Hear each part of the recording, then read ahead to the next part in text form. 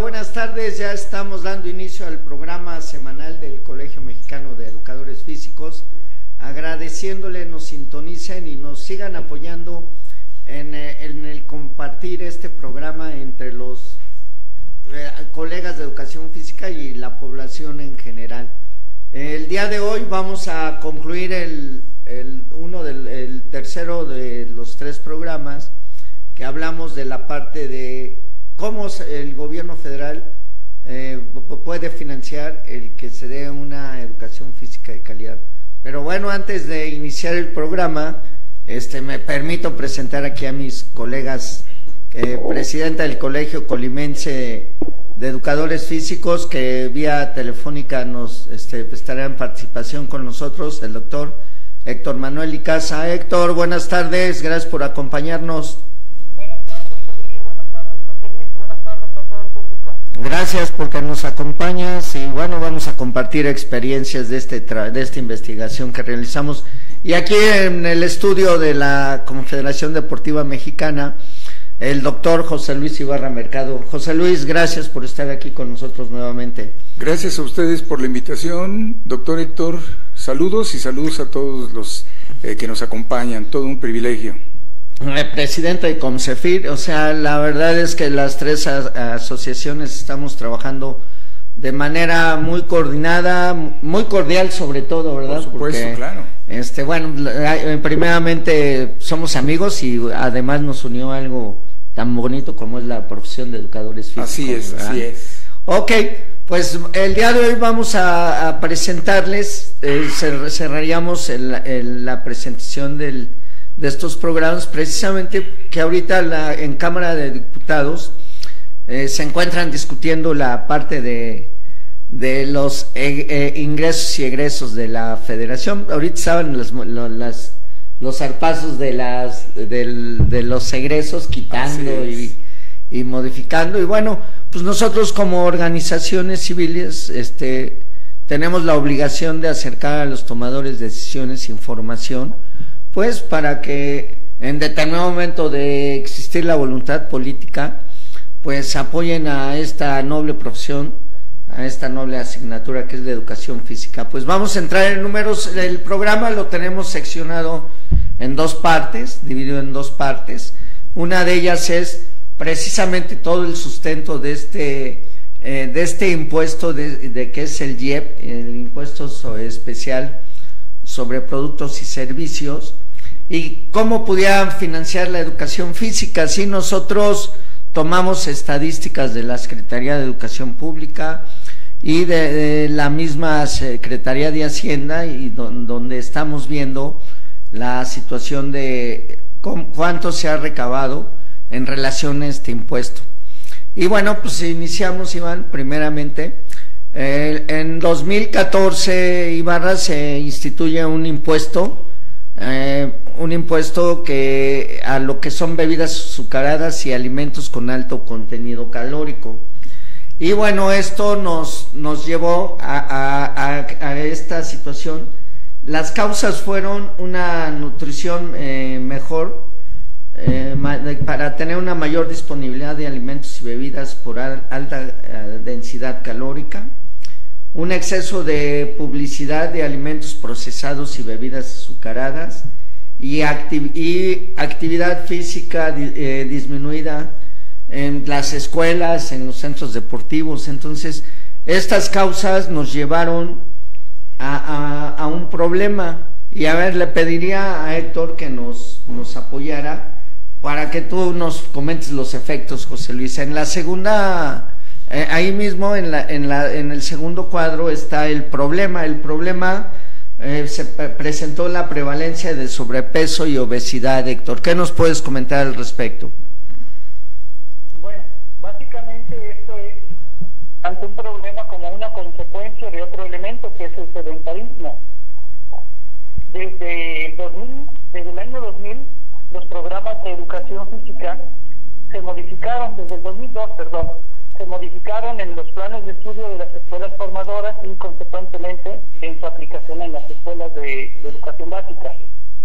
Esto dio que el niño se hiciera cada vez menos activo, más sedentario.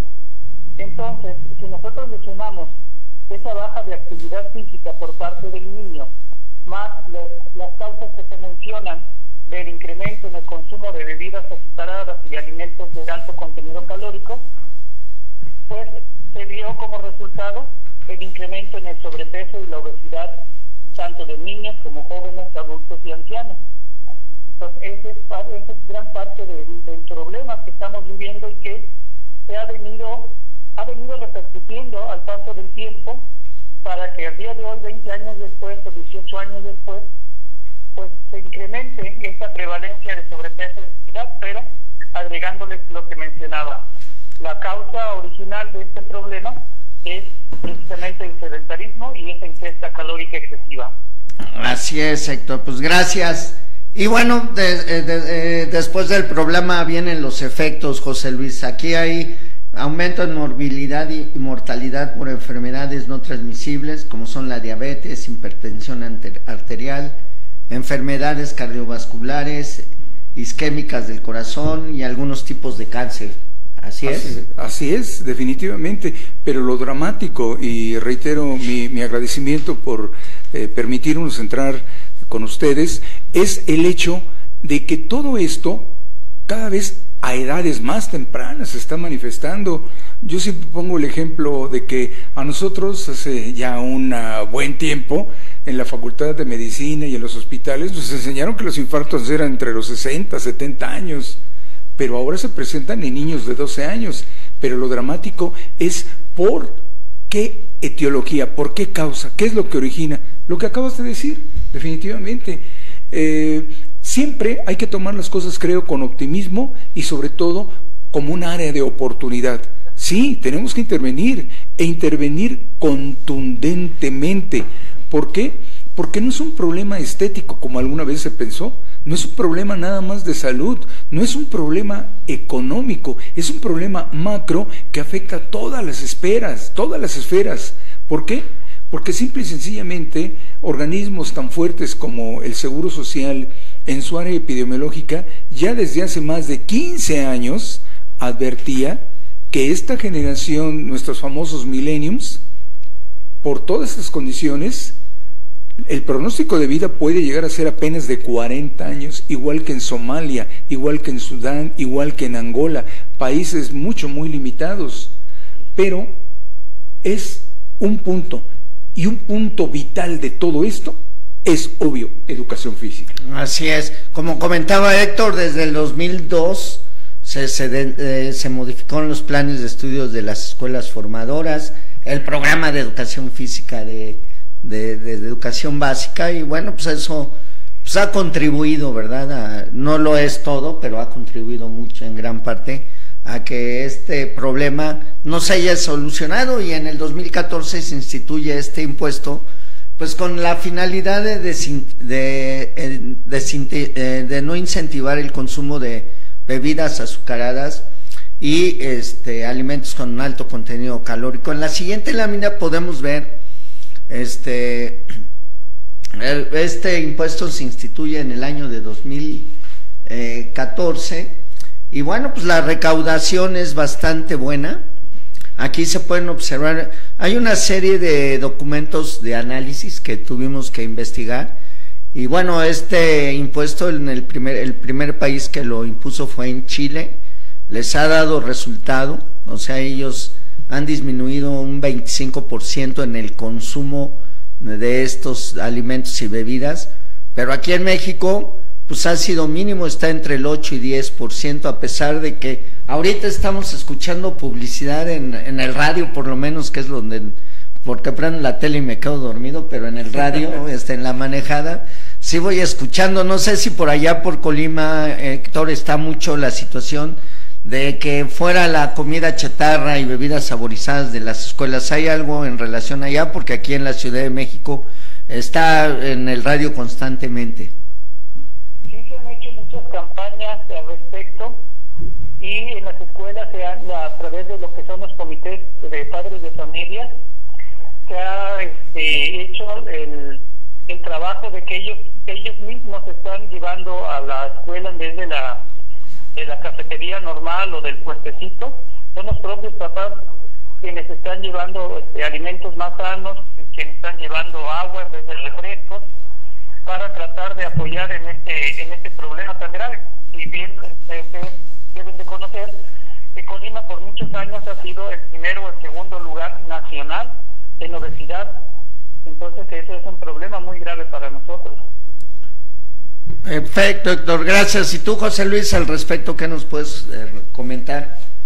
Que reitero mi intervención anterior de que este es un elemento y un fenómeno multifactorial. Son muchos los factores que intervienen. Yo como médico, pues yo desearía que el problema se solucionara de la parte médica, pero no es verdad.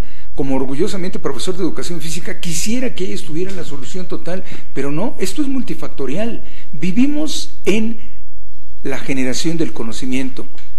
Ahora, quizá algunos disientan de lo que voy a decir, pero créanme que hay documentos que avalan lo que voy a decir y cómo lo voy a decir. El área del conocimiento, ya hemos dicho que las familias no son la clásica, todavía creo, como nuestros abuelos o quizá como nuestros padres, de que papá se iba a trabajar todo el día y mamá se quedaba a cuidar a los niños y de una u otra manera veía qué comían y qué hacían. Ahora ya no alcanza y se tienen que ir, y en la ciudad más grande del planeta pues empleo más de 2 horas y media a veces para transportarme de ida y de regreso. Es obvio que hay muchos problemas, es obvio que hay muchas situaciones, y es obvio que también hay que entrar a la dinámica psicológica familiar. Las familias ya no son de 4 o 6 niños, son de 2. Mi sentimiento de culpa, por eso dije que quizás se pueda disentir de lo que voy a decir, pero hay estudios formales que lo constatan. Mi sentimiento de culpabilidad porque me voy a trabajar desde las 7 de la mañana y regreso a las 7 de la noche, pues es que no estoy con mi hijo todo el día. Entonces trato de compensar eso con algunos premios los fines de semana. ¿Qué quieres comer? Pues el niño no va a decir brócoli o unos frijolitos de soya, ¿verdad? Va a decir una pizza y todo eso, porque está bombardeado de eso. Aunque sigamos con la idea que ya también está demostrado, como dijo Ovidio, que no del todo ha sido efectiva, no solamente es desincentivar, sino preparar culturalmente a toda una generación para que no caiga en nuestros sabores que se vuelven incluso un vicio. Está demostrado también que los azúcares, la fructosa, jarabe de fructosa de alta densidad y todo eso son aditivos. Yo puedo dar un ejemplo muy simple pero contundente.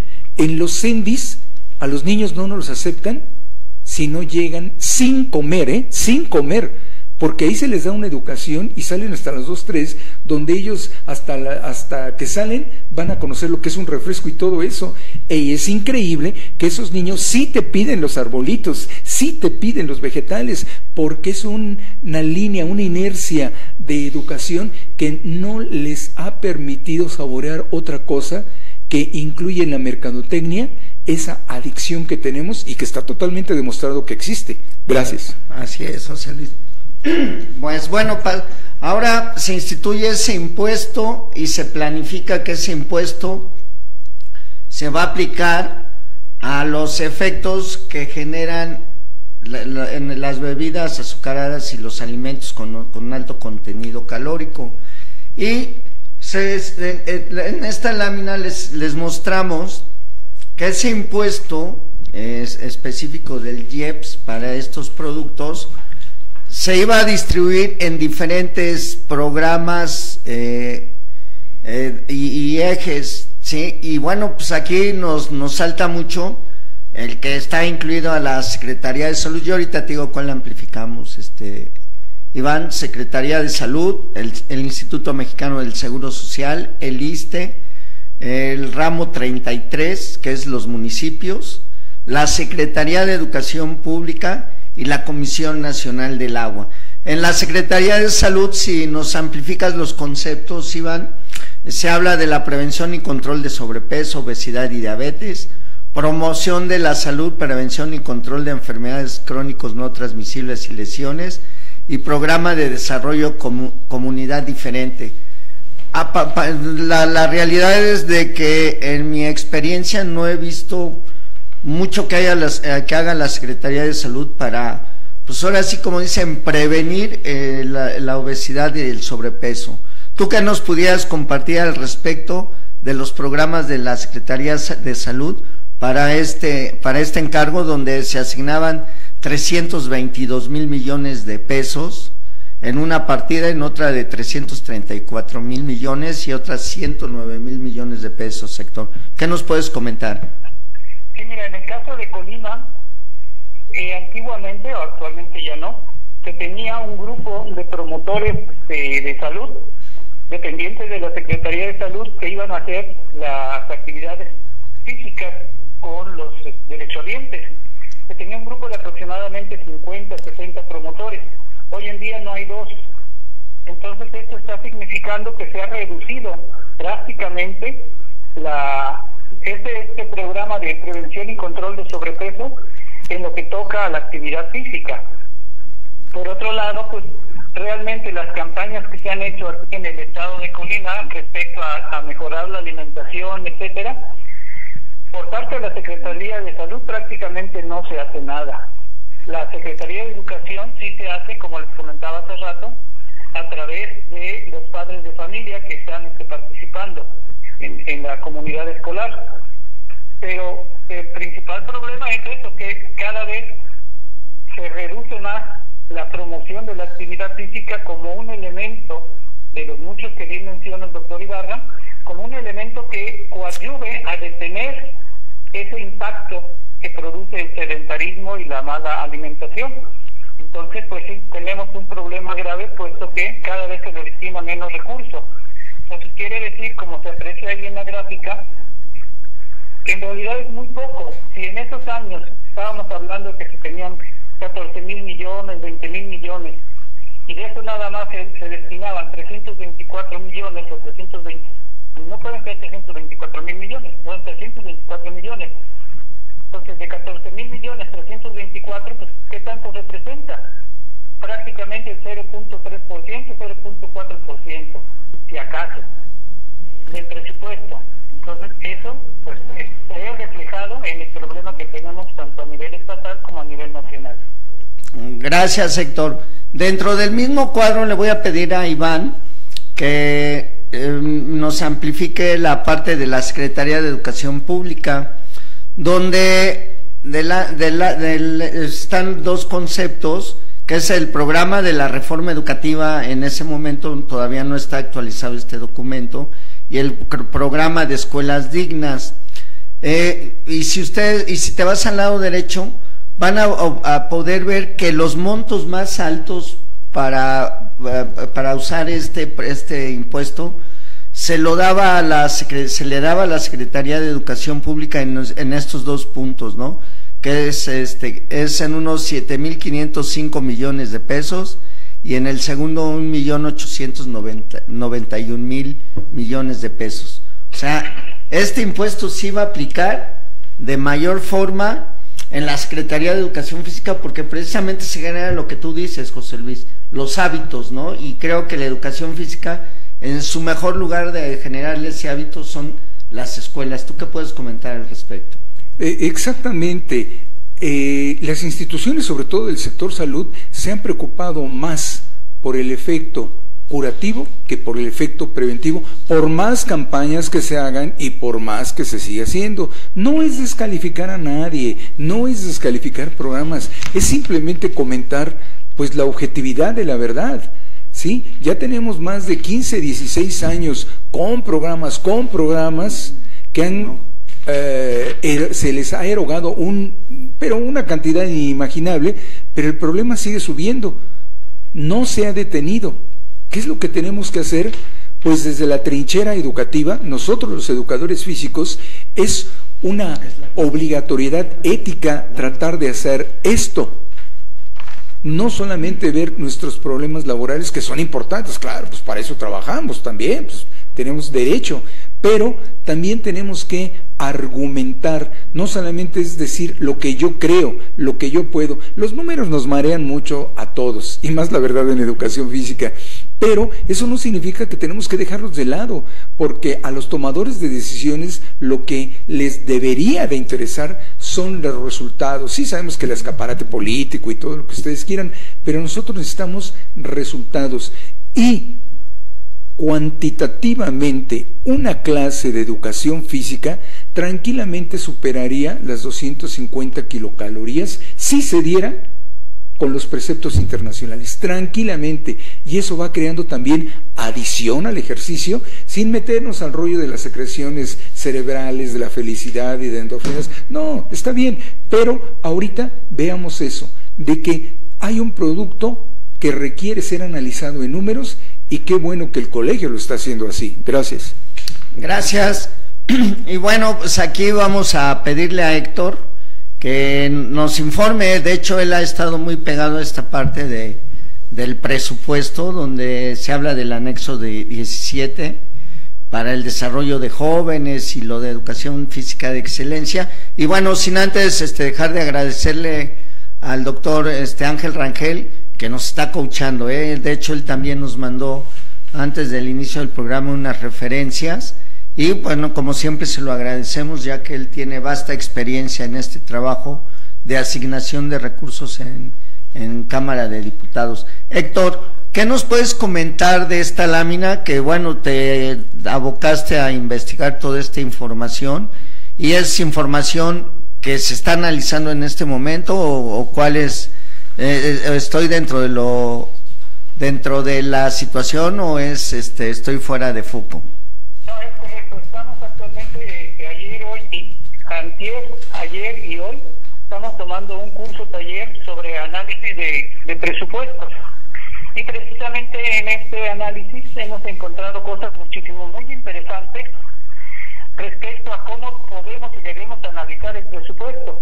Por ejemplo, en la anterior gráfica que presentaban, cuando hablaba de educación pública, que tenía por ahí de 7,000 millones de pesos, esa es una cantidad global. Pero cuando nosotros hacemos el análisis por partidas presupuestales, por lo que corresponde a cada una de las actividades, entonces encontramos cosas diferentes, como las que vemos en esta gráfica. Por ejemplo, ahí dice anexo 17, la partida es para erogaciones para el desarrollo de los jóvenes. Y ahí, fíjense qué interesante, y voy a mencionarlo más adelante esto. Educación física de excelencia para la educación media superior. Se destinan en el presupuesto, en el proyecto presupuesto de 2022, se destinan 165.656.468 pesos. Y a eso le vamos a tener que sumar lo del anexo 18, que se refiere a recursos para la atención de niñas y adolescentes. A ver, Héctor, ¿me permites para que Iván lo vaya creciendo, por favor? Así como vas explicando el cuadro, para que nuestros colegas puedan ir viendo los números y puedan ir tomando la referencia. Entonces, adelante, Héctor, estábamos en el anexo 18.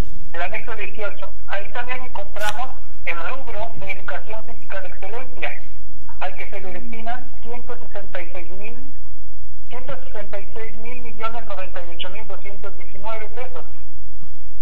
Y en el anexo 19, acciones para la prevención del delito, también se habla de educación física de excelencia, en donde se maneja una cantidad de 441.750.582 pesos. Entonces, nosotros lo que hicimos solamente en ese rubro de educación física de excelencia, si lo suben tantito, por favor, hicimos la suma de estos tres anexos y nos da un total de 1.259.054.672. Perdón, súbele un poquito para ver el amarillo. Súbele. Mirando el otro número. Un poquito más en la parte de arriba. No, al contrario. Eso ahí. Total del concepto de educación física de calidad. 773.505.279. Es decir, no llegamos ni a 1.000 millones de pesos para educación física de calidad. Y ojo aquí, porque además tenemos otro problema. Ese rubro de educación física de calidad no lo maneja la Secretaría de Educación Pública, aunque está dentro lo maneja la Oficina de Excelencia de Educación Física de Excelencia de la Presidencia de la República. Por ejemplo, el año pasado se gastaron 1.000 millones de pesos en construir 2 estadios y el dinero lo tomaron de ahí. Es decir, no se destinó para lo que debería ser con ese rubro de educación física de excelencia. Lo mismo sucede con el otro rubro de cultura física y deporte. Si lo movemos al lado izquierdo, en los mismos tres rubros, ¿se pueden mover al lado izquierdo? Ahí, Héctor. Ahí está. Vean ustedes, en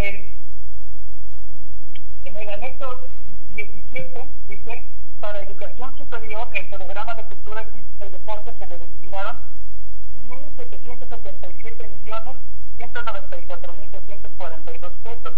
Vean la diferencia entre lo que se destinó a educación física de excelencia y lo que se destinó a educación física, a cultura física y deporte, pero también la diferencia, uno es para educación media superior y el otro es para educación superior. En el anexo 18 sucede algo similar. Para educación física de excelencia fueron 166.998.219, en tanto que para el programa de cultura física fueron 1.830.430. Veamos que la diferencia de cantidades, uno hablamos de 166 millones y el otro hablamos de 1.000 millones. En el ramo 12, ahí tenemos este dato nada más también para comparar. El presupuesto fue de 47.000 millones de pesos y para la prevención de control y sobrepeso fueron 328 millones. En el anexo 19, nuevamente encontramos para educación física de excelencia son 441 millones y para el programa de cultura física y deporte 1.777 millones. Entonces, como vemos, las cantidades para una y otra cosa son completamente distintas. Si lo subimos nuevamente a los recuadros del lado derecho hasta arriba. Hasta arriba. Arriba. No, al lado contrario. No, derecho hasta arriba, sí. Pero bájale como se entienda mejor. Eso está ahí. Entonces, vean, en el total del concepto de educación física de excelencia tenemos presupuestados para el año que entra, 773.505 millones de pesos, en tanto que para el programa de cultura física y deporte tenemos dos formas de analizarlo y ahí también tendríamos que entrar a detalle. Una, solamente con anexos 17 y 18, que nos da 1.279.054.672, pero si le sumamos el anexo 19, que tiene la misma cantidad que el anexo 18, se incrementaría a 3.056.248.914. Entonces, la diferencia es enorme entre uno y otro. Y ahora, y yo creo que más adelante lo comentará el doctor Ibarra, ¿cuál es el impacto que esto está teniendo realmente?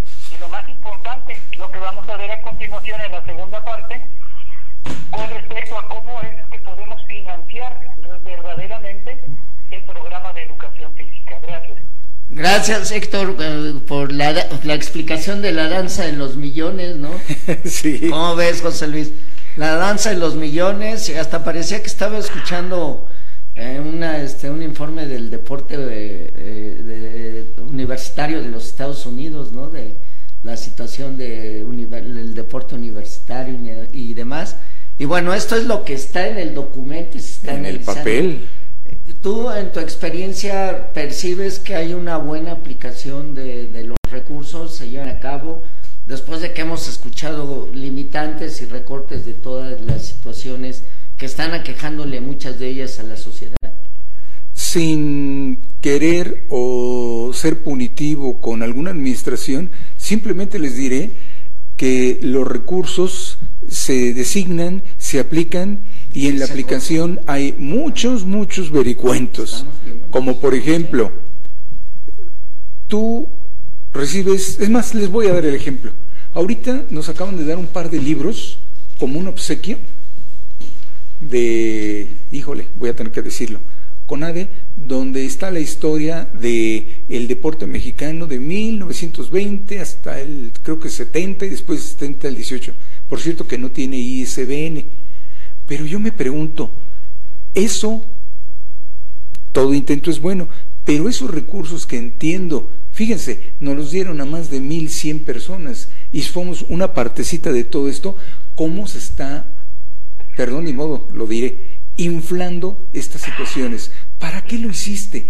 Como cuando también nos presentaron los números cuando se hizo toda la política pública para las cooperativas escolares, donde yo en una mesa con los tomadores de decisiones, permítanme, pero yo me reí, porque nos decían, y todos los que hemos sido maestros de educación en una rama u otra, en primaria y en secundaria, es que se tiene un ingreso de 150,000 pesos mensuales por las cooperativas. Por favor, ¿de dónde están sacando esas cifras? Y ahora vamos a legislar, porque si tú quieres poner hasta un changarrito en la hora del recreo, una persona que cobre, otra persona que limpie, otra persona que despache y un circulante. Sí, cómo no. Yo quiero ver que alguien de los respetables público nos diga si realmente eso es cierto. Entonces, mi conclusión es que se infla, maestro Ovidio, se infla. Te dan un boleto a Cuba para un evento, lo tuvimos en las manos, y el boleto costaba 1,500 pesos, por decir algo, no, pues costaba 7,000, pero la agencia donde se compra es de el servidor público en turno. Bueno, pero ahí llegó el boleto de avión, pero en las escuelas yo creo que no llega mucho, ¿no? Exactamente, eso es lo que tenemos que decir. ¿Y en las escuelas qué? Hay un programa de educación física de calidad, y quisiera yo saber dónde está educación física en esos programas de calidad, que pueden ser buenos, sí, hay que aplaudirlos, pero que tengan objetividad y que se aterricen. Quiero saber también, dentro del pequeño presupuesto que se le da a cada escuela, dónde está una partida específica para educación física. Es más, al menos yo les puedo dar ese dato, pero bien concreto, por la situación de haber sido, director en la escuela algún tiempo. No existen partidas para material didáctico deportivo, no las existen. Tienes que andar haciendo malabares para tratar de ubicar, aunque sea unos balones, pero esa es la realidad. Pero ya los malabares lo haces con poquito, ¿no? Porque los malabares grandes ya llegaron. No, ya esos son, hablamos de cientos de pesos, aquí estamos hablando de miles de millones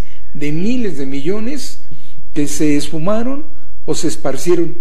Recordarás un punto bien curioso de la vida, cuando vinieron los Juegos Olímpicos y el Mundial, los recursos de ellos, el gobierno en turno dijo que se iban a sacar de las tenencias para obtenerlos, pero las tenencias las seguimos pagando hasta este 2021. Bueno, ya bajaron un poquito, pero se siguen pagando. Así es, José Luis. Pues sí, estos, ahora sí como dicen, es lo que se escribe, y aclaro lo que se presentó, que nos explicó Héctor Icaza, es la situación de el anteproyecto de egresos que se empezará a discutir a partir del 15 de noviembre. Pues ojalá, la información que hemos estado presentando, insistiendo en que se analice, pues sea tomado en cuenta en algo, ¿no? Entonces, pues no como colegios no cejamos de seguir empujando esta situación, porque para eso estamos creando las asociaciones civiles.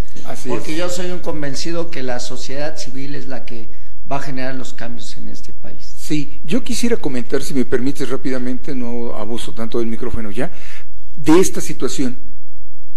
Muy displicentemente podemos decir, no se puede hacer nada. Claro que se puede hacer, e incluso, ¿qué creen, compañeros? Tenemos la opción de meter solicitudes directas a la Asamblea Legislativa donde se priorice. ¿Es muy complicado? Sí, es complicado, pero no es imposible. Con un determinado número de firmas, maestro Ovidio, recuerdo que podríamos meter iniciativas que tuvieran incluso prioridad. Y eso, ¿saben qué requiere? El granito de arena de cada uno de nosotros, simplemente nuestros datos, nuestras firmas, y eso, llegando a un número determinado, tiene que entrar por normatividad a una decisión legislativa e inmediata. No se va a esperar hasta el 2025. Gracias. Gracias, José Luis. Pues bueno, vamos a pasar ahora ya a la parte específica de lo que nuestras asociaciones civiles están proponiendo. Si pasamos, hacemos un recordatorio de programas de hace 2 programas, donde hablábamos de la infraestructura que existe en la República Mexicana, y donde, tomado de las estadísticas de la Secretaría de Educación Pública del mes de octubre, nos arroja que hay 197.843 escuelas en el sistema educativo obligatorio de nuestro país, que aglutinan un total de 923.608 grupos. ¿Sí? Estas escuelas, 197.843, aglutinan 923.628 grupos. ¿Sí? Entonces, bueno, nosotros en esta propuesta que estamos haciendo, si pasamos a la siguiente lámina, es pues lo que hemos empujado y que sabemos que son recomendaciones de la Organización Mundial de la Salud, el que los niños tomen su hora diaria de educación física, ¿no? Es una recomendación muy sana, ¿no, Héctor? Sí, así es una recomendación muy sana, y aquí hay que comentar que estos datos son sin considerar lo que ya se tiene. Es decir, no partiríamos de cero. ¿Por qué? Porque de esas 923.626 grupos, algunos grupos ya tienen 1 o 2 clases de educación física por semana. Es decir, ya se está ejerciendo un recurso para ese servicio. Entonces, eso va a reducir un tanto cuanto la cantidad total de horas, porque ya hay una cierta cantidad de horas que ya se están impartiendo. Así es, buena aclaración la de Héctor. Actualmente hay colegas, muchos colegas, casi 95,000, que están trabajando, la gran mayoría en patios, dando la clase, y bueno, en este análisis no está considerado. Nosotros nos fuimos a estadísticas gruesas, ¿sí? De qué se necesitaría, que empezáramos de cero, y esto sería lo que se necesitara, pero por fortuna ya hay avance. Esto de las 5 clases a la semana, José Luis, tú hablabas de quema calórica, eso. Muy sano que el niño hiciera sus 5 clases de educación física a la semana, ¿no? Pues no solamente sano, maestro Ovidio, es totalmente ya imperativo que lo haga, porque todavía los tomadores de decisiones nos siguen pensando que es un capricho del sector de educación física porque quiero ganar más horas. No, no solamente es eso, porque si lo vieran con una visión más amplia, más panorámica, se darían cuenta que esta inversión, esta redirección de recursos lograría otros grandes beneficios. Una población que en perspectiva sería más sana, pero sana en el hábito, sana en la alimentación, sana en su hidratación y sobre todo sana mentalmente, y que también incrementaría su grado de cognición escolar. ¿Para qué quiero 20 horas de matemáticas si las 20 horas los chavos no aprendieron gran cosa? Prefiero darles 4 o 5 horas de matemáticas español, pero a un ser que tenga más predisposición cognicente para lograr esos aprendizajes. Y la educación física, señores, lo garantiza, lo garantiza. Así es, José Luis. Y bueno, pues estos 923,000 grupos, si recibían sus 5 clases de educación física a la semana, nos estaría arrojando una necesidad total de 4.618.130 horas. No estamos descubriendo nada. Si multiplicamos el número de grupos por el número de clases, nos da este monto. Pasamos a la siguiente lámina, y bueno, pues aquí hablamos que para poderlo ejercer el costo más alto, o la inversión, yo en este caso lo diría como inversión más alta, es la nómina, ¿sí? El pago por hora de los colegas que están en activo y que, bueno, pues nos generan un monto adicional. Aquí también debemos de aclarar, y si me apoyas, Héctor Icaza, tenemos un serio déficit de colegas de educación física, ¿no? Para poderle dar cobertura a todas las escuelas, a todos estos grupos. ¿Qué nos puedes comentar, Héctor? Sí tenemos un déficit, eso no se puede negar, pero no es tan grande en dos sentidos. En primer lugar, no todos los profesores que están actualmente dando clases tienen tiempo completo. Entonces, con esos mismos profesores, si se les diera tiempo completo, se reduciría sin necesidad de un profesor más. Estaríamos hablando de que ya se estaría cubriendo más del 40-45% de la demanda. Y si entonces nada más estamos hablando de que la cantidad de dinero que se tendría que estar invirtiendo por año, estaríamos hablando aproximadamente del 60%, pero además tomando en consideración que esto se puede ir haciendo gradual. Es decir, nosotros tenemos ya cubierto al día de hoy, por lo menos con 2 clases a la semana, casi el 40% del servicio. Si nosotros aumentamos un 20% o un 30% para el año que entra, ya estaríamos cubriendo el 70%. Y entonces la cantidad de presupuesto se reduce casi a un 40% que se tendría que invertir extra. En vez de esos 21,000 millones que aparecen allí, realmente estaríamos invirtiendo, si dividimos entre 4, alrededor de 5,000 millones. ¿Por qué? Porque ya tenemos un servicio que se está dando y lo único que vamos a hacer es incrementar. Y si lo hacemos progresiva o escalonadamente, cada año un porcentaje más, entonces podemos ir pasando el proceso para que en 2, 3, 4 años lleguemos a la cobertura del 100%. Y eso nos significaría una inversión menor y no estas cantidades que estamos viendo ahorita. Así es. Fíjense cómo cada quien tenemos diferentes perspectivas. En lo personal yo veo esta situación a nivel macro y va el riflazo, que es difícil, ¿no? Yo creo que lo que propone Héctor es más factible, que de manera gradual se vaya haciendo esta cobertura. Pero yo le preguntaría a José Luis Ibarra, ¿tendríamos que en paralelo a una estrategia para incrementar el egreso de colegas de educación física para que podamos nosotros dar toda esa cobertura, ¿no? Tú has comentado en otras ocasiones turnos dobles en la escuela de educación física, no sé, ahí qué nos pudieras sugerir, José Luis. Sí, definitivamente hacer que nuestras escuelas egresen a un profesional más comprometido, pero más con una eficiencia terminal. Y esa eficiencia terminal se puede dar en números relativamente rápido, porque sí, definitivamente sí se puede hacer un doble turno, se pueden mejorar las condiciones. ¿Por qué a veces hay, sin dar nombres específicos, carreras, para darme a entender, que no son tan atractivas? Pues porque simple y sencillamente también no tienen un campo laboral bien definido y la verdad pues también atractivo, también atractivo. Entonces tenemos que buscar esas estrategias que lo existen, pero el educador físico también se ha olvidado de un campo privado, porque también es importante, y si no me recuerdo supera el 30% de la educación pública general en todo el país. Y otro elemento que nos podría ayudar, redireccionar, porque también un 30 y tantos % de las escuelas de educación física tienen diferentes tendencias, y son las universidades que ellas sí pueden desarrollar en forma autónoma sus programas formativos, no así el normalismo, donde estamos todas las escuelas públicas del país. O sea, se requiere mucha voluntad política para mover este elefante blanco que nos han visto así en la educación física. Definitivamente, ¿no?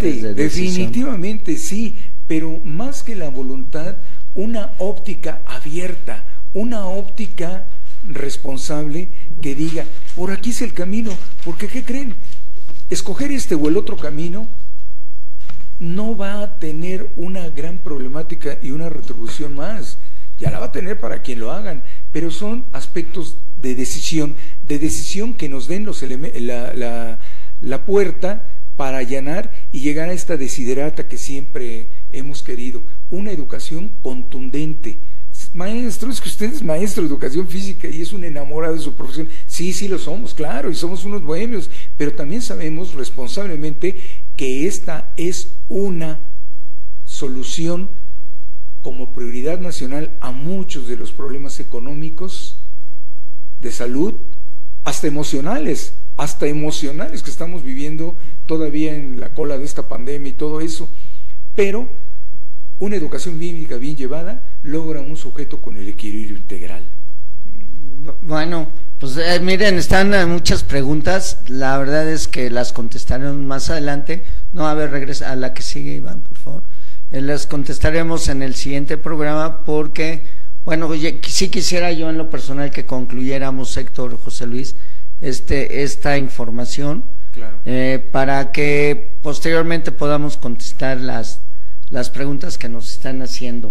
Sí, aquí nosotros en esta lámina estamos presentando, y estos son cifras que nuevamente les comentamos, son cifras registradas por el gobierno federal, que se ingresó por bebidas gaseosas azucaradas y alimentos con alto contenido calórico, el monto de 76.517 millones de pesos, sí, millones de pesos, y que para nosotros, para la educación física, en este ensayo, tomando que empezaríamos de cero, que ahorita Héctor nos lo aclarará, y como decía, él se va por un lado más conservador, y compra de material, pues estarían gastando 26.644 mil millones de pesos.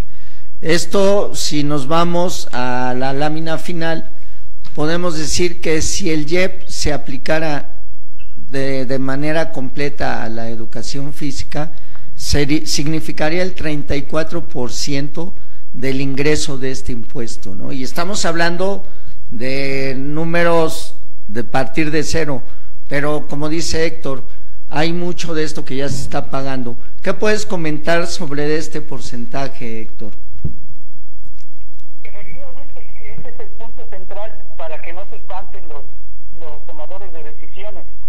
Realmente estarían invirtiendo, si lo hacemos progresivamente, escalonadamente, cada año estaríamos invirtiendo un 20%, y el 80% restante lo puede manejar la Secretaría de Salud. Entonces, esto nos favorece. ¿Por qué razón? Porque nosotros tenemos una población cautiva de alrededor de 30 millones de alumnos en la educación básica y la media superior, o un poquito más. Pero de esos 30 y tantos millones de alumnos, con sus respectivos docentes, pues ya se tiene una buena parte que ya se está pagando sin este recurso. Por lo tanto, realmente la cantidad o el porcentaje que estaríamos utilizando andaría rondando alrededor del 20-25% de ese presupuesto. Pues no es tan oneroso como pudiera parecer, más que nada cuando hablamos de la relación inversión-costo-beneficio. Y esto tiene que ver también con lo que los médicos conocen en el sentido de más vale prevenir que lamentar. Entonces vamos a invertir en la prevención para evitar toda esa serie de problemas que ya se estaban manejando al inicio. Si nosotros tenemos una vida físicamente activa, una vida saludable desde el punto de vista también de la alimentación y emocional, entonces vamos a tener menos incidencia o menos prevalencia de ciertas enfermedades de las que se ha estado hablando. Así es, Héctor, pues es que es claro y evidente el que tomadores de decisiones están viendo la parte correctiva, ¿no? Que es la atención de las consecuencias de la obesidad y el sobrepeso, y que en determinado momento, en lugar de prevenir, están corrigiendo. José Luis, si se diera la clase de educación física con las características, porque también tenemos que reconocer que algunos colegas hacen unas clases muy sedentarias, ¿sí? Entonces, si sería una clase de educación física con las características que se sugieren para ese gasto calórico, ¿tú qué porcentaje disminuirían lógicamente las enfermedades, el crecimiento de estas enfermedades? Y a mediano plazo hasta se podría frenar y disminuir la inversión, que no es inversión, el gasto en la parte correctiva. Sí, totalmente es real. En una de las entregas que hemos hecho, hay un capítulo que se llama SOFIT, System of Survey Interval Testing, que es simplemente un sistema para observar cuál es el gasto energético en la clase de educación física, y de los famosos 30 minutos o más, no llegamos ni a 7, y aún, ojo, ni aún apegándonos letra por letra al programa oficial de educación física en educación básica actual, lo que está vigente, lo que estamos diciendo. No estamos echándole la culpa a nadie, nada. Nosotros tenemos otra visión, nosotros lo que queremos es mejorar, y definitivamente sí es, pero no nada más por la clase como sí, sino también por todos los elementos. Vuelvo a decir el ejemplo, si quieren, hasta tonto, que yo aplico varias veces. Lo menos que quiero después de haber hecho ejercicio moderado a un poquito intenso es irme a comer una garnacha. Es lo menos que se me antoja. Son elementos fisiológicos que se pueden demostrar, y cuando yo ya lo hago rutinariamente se vuelve una necesidad. Se cambia el reloj biológico del chico y su cuerpo pide hacer actividad, le hace falta. Como ni modo para la gente el cigarrito después de comer, como ni modo el digestivo. El digestivo, bueno, rindámosle culto a las bebidas espirituosas, se vale, pero todo ese cúmulo de elementos va cambiando. Tampoco echemos campanas al vuelo con solo elementos, sería muy irresponsable de nuestra parte, pero sí sabemos que todo este bagaje logra impacto. ¿Por qué? Está demostrado aquí y en varias latitudes, está demostrado totalmente lo dicho. Gracias, José Luis. Pues bueno, hay todavía muchos puntos que se pudieran analizar, pero bueno, el tiempo ya nos alcanzó. Estamos casi concluyendo la hora de transmisión, y la verdad un tema muy interesante, en el cual estas 3 asociaciones civiles estamos generando esta información, y no se queda aquí. Estamos insistiendo en la CONADE, estamos insistiendo en la Cámara de Diputados. Todavía senadores no nos pelan, pero Cámara de Diputados ahí sí ya tenemos pues ahora sí citas programadas en la Comisión del Deporte y en la de Educación. Entonces ahí se va avanzando, ¿verdad? Se va avanzando, y ojalá, bueno, pues es nuestra función, ¿verdad, José Luis, Héctor? Claro. El que empujemos a que la educación física tome el lugar que debe de tener. Pues Héctor, para despedirnos, ¿cómo cerrarías el programa del día de hoy? Pues fundamentalmente invitando a todos los compañeros de educación física a que se sumen a estas propuestas, a este tipo de iniciativas. Nosotros tenemos la facultad como colegios de presentar ante el Poder Legislativo iniciativas de ley para que ellos sean las que las suban a la discusión y para que se aprueben. Y además sabemos que ya se tiene una cierta legislación que nos está apoyando al respecto, tanto en la Constitución como en la Ley General de Educación. Hay que hacer valer esta situación que ya tenemos. Y por otro lado podemos hacer peticiones públicas a través de las redes sociales, como por ejemplo en change.org, en donde se recaban un cierto número de firmas, y eso sirve para que se presione un poquito más a las autoridades. Y seguir trabajando fundamentalmente. Gracias. No, a ti, Héctor, pues sí, efectivamente, pues se ha avanzado, no nos ponemos los créditos nada más nosotros, como CEFIR, el Colegio Colimense y el Mexicano, sino que sabemos que hay otros colegas que están impulsando también y que van hacia lo mismo, de diferente forma, pero estamos buscando reposicionar la educación física. Sí, José Luis, para cerrar el programa del día de hoy, ¿qué nos puedes comentar? Sumando esfuerzos, podemos seguir jalando la carreta, y lo vamos a lograr, porque ese es el primer principio: tener la seguridad, la conciencia y estar convencido de lo que quieres hacer. y nosotros queremos que educación física tenga esa redimensión, ese lugar que se merece, porque lo merece. Gracias, José Luis. Y bueno, de mi parte agradecerlos a los colegas que están en el chat. Y bueno, pues aquí hay algunas peticiones de cómo pueden apoyar esta iniciativa. Uno, primeramente, si nos ayudan a difundir esta información, si la comentan con sus jefaturas, direcciones de educación física, y pues ahí ya con eso estamos avanzando bastante. Y lo otro, pues es mantenerse informados, sí, porque creo que una de las cosas que nos gana es que no nos gusta leer, y como decía Héctor, hay en la Ley General de Educación, en la misma Constitución, ya situaciones en las cuales la educación física ha tenido un avance. Pues a mi nombre les agradezco su participación, el que nos hayan sintonizado, eso le llamo participación, y sobre todo que nos ayuden a difundir este programa entre todos los colaboradores, colegas de educación física. Sí, y bueno, esperarlos la próxima semana, donde la próxima semana retomaremos la situación de estar presentando colegas de educación física con casos de éxitos. Por ahí sé que tenemos a un colega que convirtió su combi para llevar internet a las comunidades rurales. Esperemos poder presentárselo, si no tenemos otras alternativas. Pues a nombre de Comcefir, del Colegio Colimense y Colegio Mexicano de Educadores Físicos, les damos las gracias. Gracias, Iván, buenas tardes.